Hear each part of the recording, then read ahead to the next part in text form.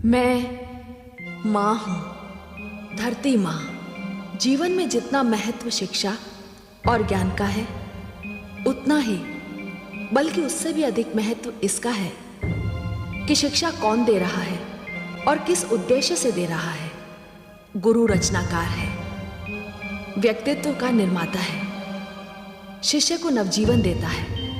एक गुरु महर्षि वशिष्ठ हैं और दूसरी गुरु रावण की माता कैकसी है। वशिष्ठ ने अपने शिष्य को ज्ञान का वो भंडार दिया है जिससे मानवता सदैव मोती चुनती रहेगी और उस भंडार का कभी अंत नहीं होगा। दूसरी ओर कैकसी ने एक ऐसी गुरु होने का प्रमाण दिया है जो न केवल शिष्य के जीवन बल्कि समस्त मानवता के लिए संकट पैदा कर सकता है।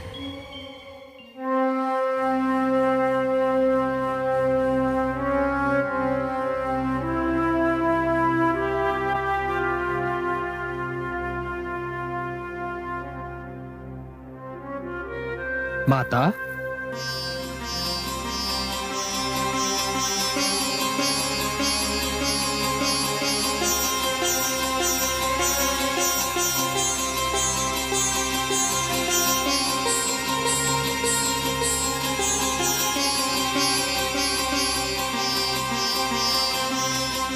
आयुष्मान भव,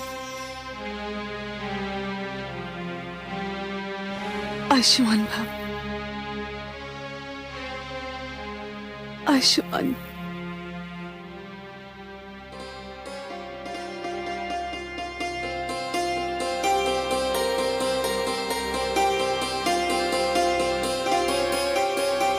माता, हम आपसे विदा लेने थोड़े ही आए हैं। हम तो मात्र अयोध्या जाने की अनुमति लेने आए हैं। सदा सुखी रहो पुत्र, परंतु मैं तुम्हें यह भी नहीं कह सकती कि तुम शीघ्र लौट आना। माता, कहकर तो देखिए। नहीं पुत्र, नहीं।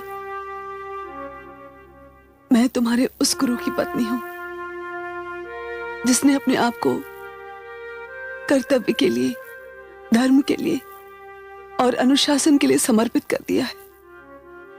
मैं जानती हूं ममता किसी अनुशासन से नहीं बंधी होती, फिर भी मैं तुम सबको रोकूंगी नहीं, परंतु राजभवन जाकर अपनी इस माता को भूल मत जाना पुत्र। ये तो असंभव है माता। माता देखिए ना, हम चार भाई किंतु हमारी माताएं केवल 3। कितना असंतुलन। ईश्वर को भी अच्छा नहीं लगा। अब ईश्वर ने यह संतुलन ठीक बना दिया। आप जो हमें मिल गई, हम आपका स्नेह कभी नहीं भूलेंगे माता। बस बस पुत्र, मैं धन्य हो गई। माता, हम आपसे कुछ मांगने आए हैं। तुम्हारी इस माता के पास क्या है पुत्र? शत्रुघ्न,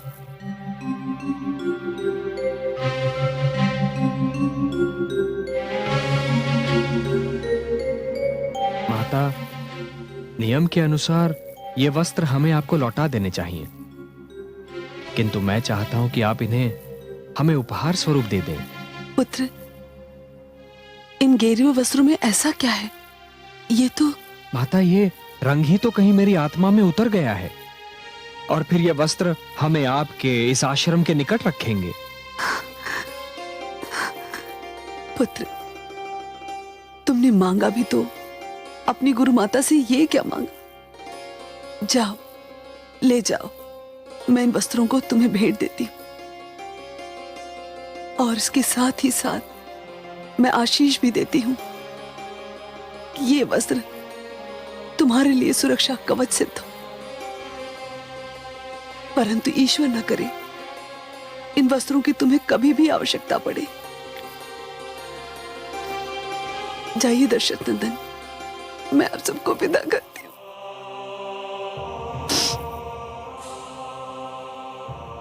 प्रणाम माता। आयुष्मान।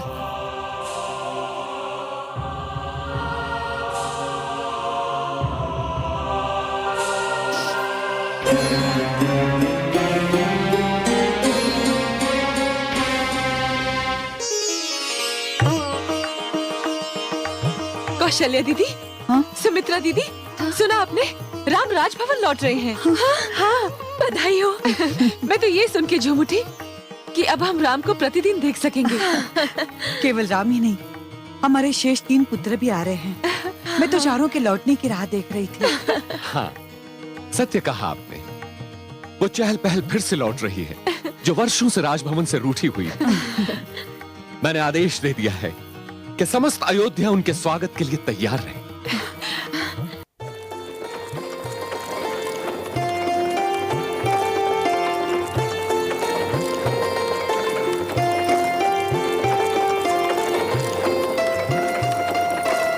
वत्सराम, तुमने कभी घोंसले की तरफ लौटते हुए पक्षी की उड़ान देखी है? जी गुरुदेव। उसमें जो अपनों से मिलने की व्याकुलता, हर्ष और उत्साह होता है, वो मुझे तुम्हारे मुखमंडल पर नहीं दिखाई देता। वहां तो गंभीर चिंतन दिखाई देता है। थोड़ा सा चिंतित तो हूं गुरुदेव। क्या आश्रम जैसा पावन वातावरण अयोध्या में भी होगा? वो भोर, वो दोपहर, वो शांत संध्या, क्या वहां पर भी सब सत्यम शिवम सुंदरम होगा?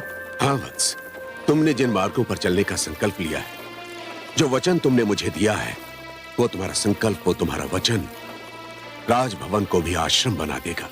पवित्रता स्थान में नहीं, मानव के हृदय में होती है वत्स। सब कुछ त्याग कर भी यदि उचित मार्ग पर चलना हो तो अवश्य चलना, और सब कुछ प्राप्त करके भी यदि अनुचित मार्ग पर चलना हो तो कदापि मत चलना। यही गुरु मंत्र तुम्हारी सारी चिंताओं का समाधान है वत्स। आपने मेरे मन का बोझ उतार दिया गुरुदेव। अत्यंत आभारी हूं।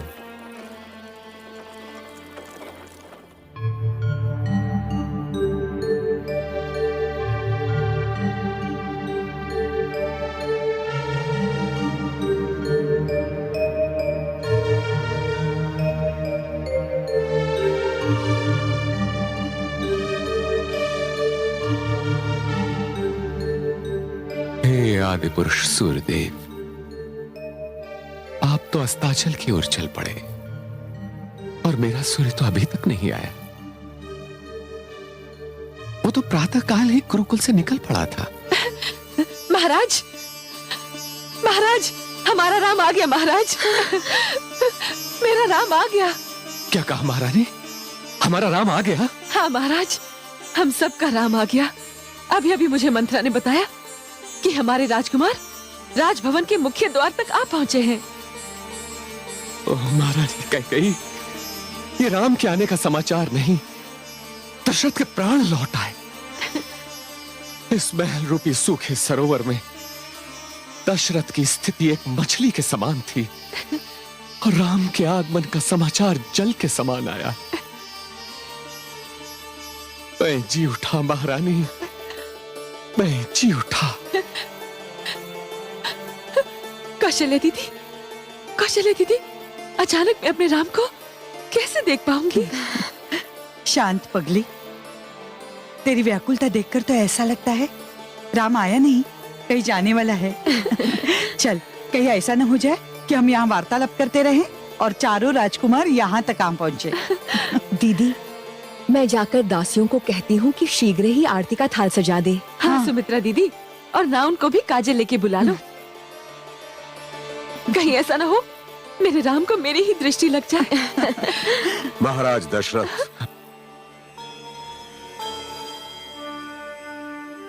कुलगुरु प्रणाम। कुलगुरु यशस्वी भव। स्वागत है आपका। महाराज दशरथ, आज से वर्षों पूर्व मैं आपके चारों राजकुमारों को धरोहर स्वरूप अपने आश्रम ले गया था। आज उन्हें ही लौटाने आया हूं, स्वीकार कीजिए। राम,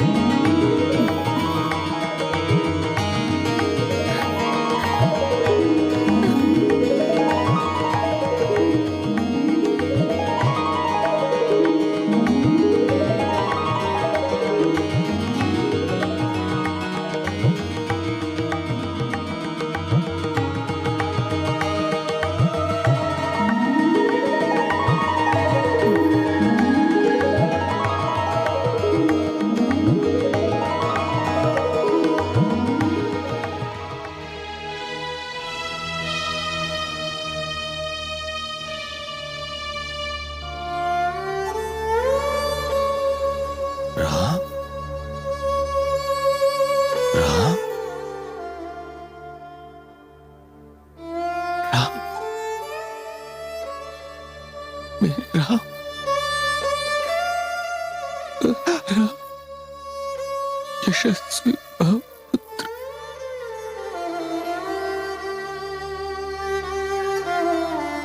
मेरे पिताश्री, मेरे पुत्र, मेरे राम पिताश्री, राम राम राम, मेरे पुत्र राम। पिताश्री, पिताश्री,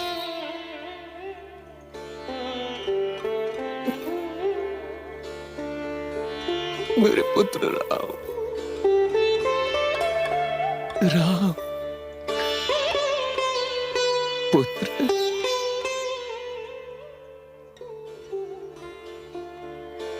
लौट आए मेरे प्राण। तुम क्या लौट आए? मानो मानो सर्प के पास उसकी खोई हुई मणि लौट आई हो। पिताश्री,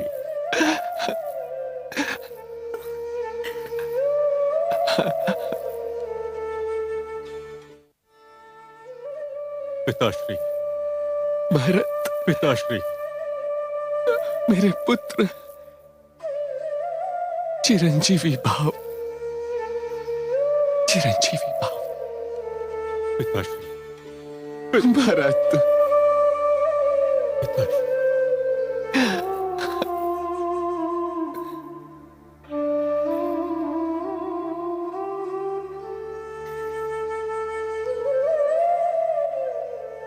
लक्ष्मण, पिताश्री, पुत्र, आयुष्मान भव पुत्र, पिताश्री, आयुष्मान भव।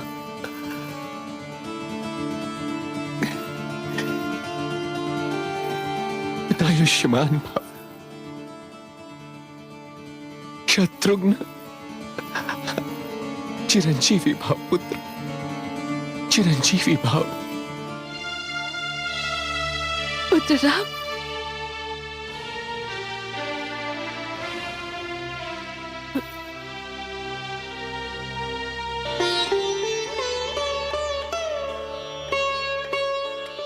माता,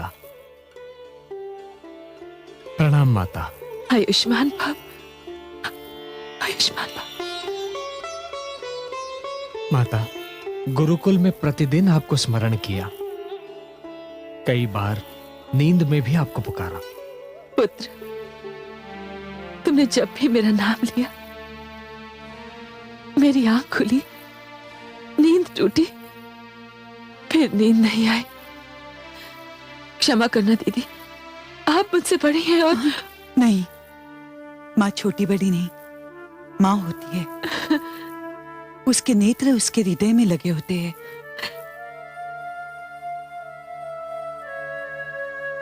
माता, आयुष्मान भव।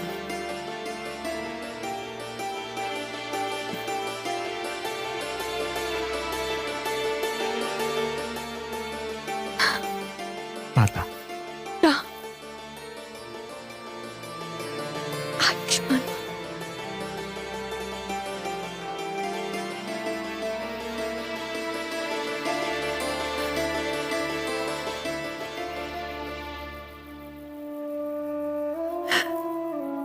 माताश्री,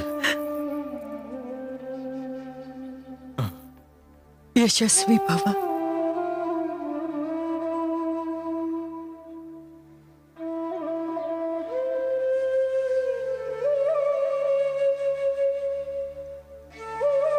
माता, पुत्र, आयुष्मान भव।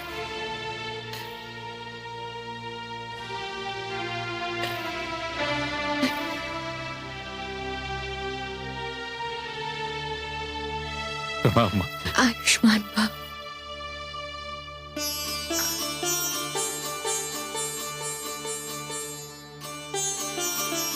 माते,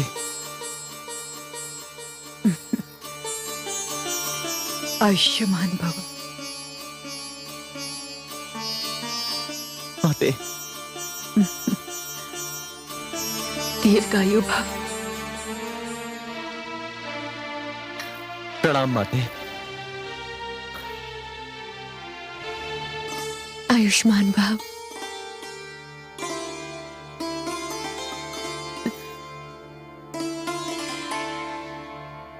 आयुष्मान भव।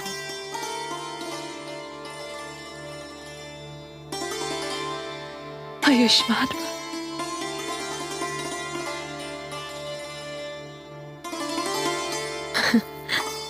आयुष्मान भव।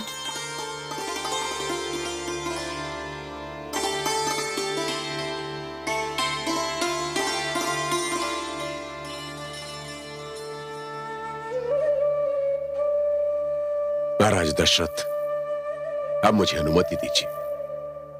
मैं आपके और आपके पुत्रों के बीच में अब बाधा नहीं बनना चाहता। गुरुदेव, रघुकुल पर अपनी कृपा दृष्टि इसी प्रकार बनाए रखिएगा। मैं आपका आभार किन शब्दों में प्रकट करूं, समझ में नहीं। इसकी कोई आवश्यकता नहीं महाराज। रघुवंश ने मुझे बहुत ही सम्मान दिया है, ये मैं जानता हूं। प्रणाम प्रणाम गुरुदेव। प्रणाम गुरुदेव।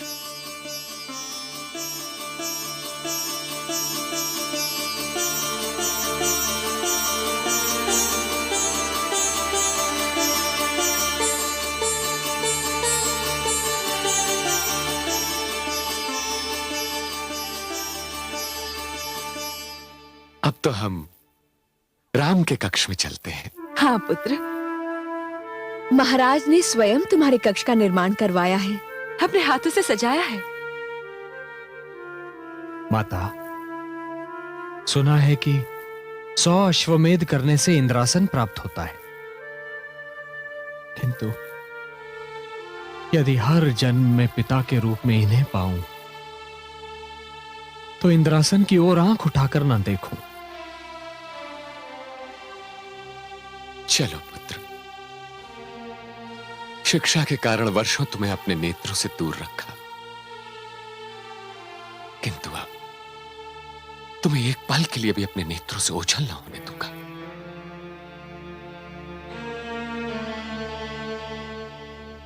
महाराज की जय हो।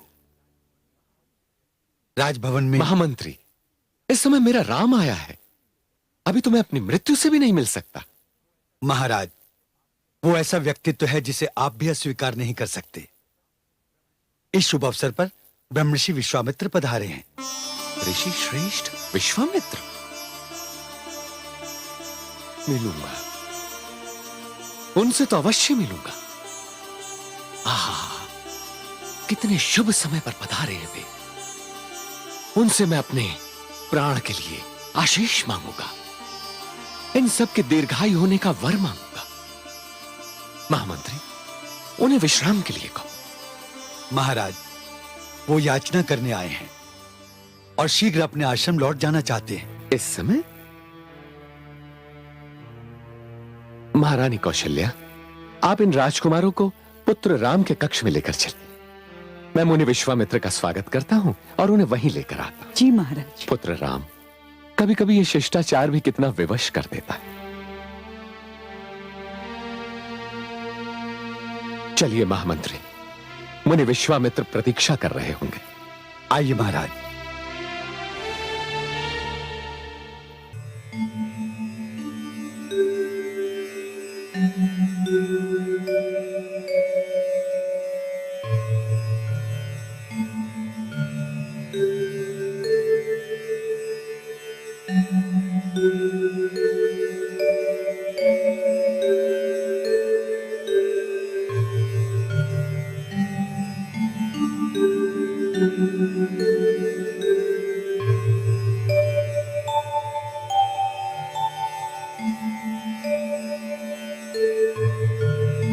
प्रणाम ब्रह्मर्षि।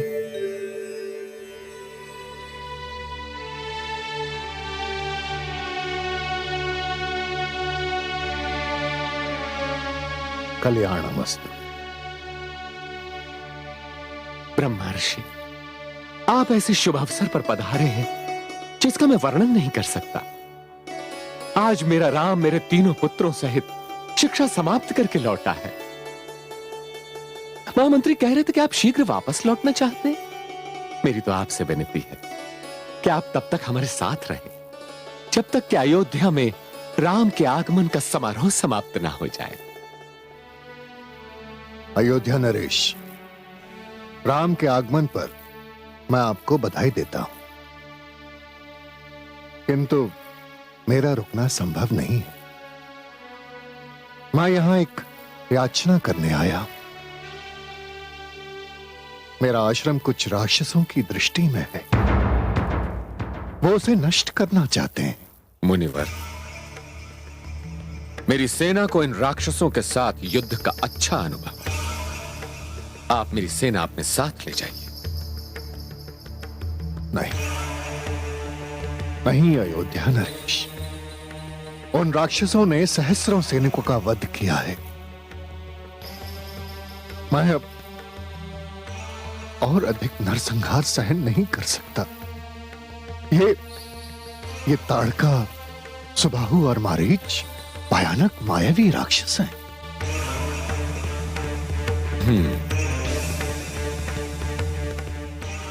फिर तो मुझे आपके साथ चलना होगा। नहीं महाराज दशरथ, आपके पास मेरी समस्या का समाधान नहीं है, इसीलिए तो मैं याचना करने आया। मुनिवर, मैं रघुवंशी हूं। मेरे द्वार से आज तक कोई रिक्त हाथ नहीं लौटा। आप तो मेरे पूज्य हैं। कहिए आप मुझसे क्या चाहते हैं? मैं आपके लिए क्या कर सकता हूं? उन राक्षसों के वध के लिए मैं आपसे आपके पुत्र राम को मांगने आया। मुझे राम दे दीजिए, मुझे राम दे दीजिए, राम दे दीजिए।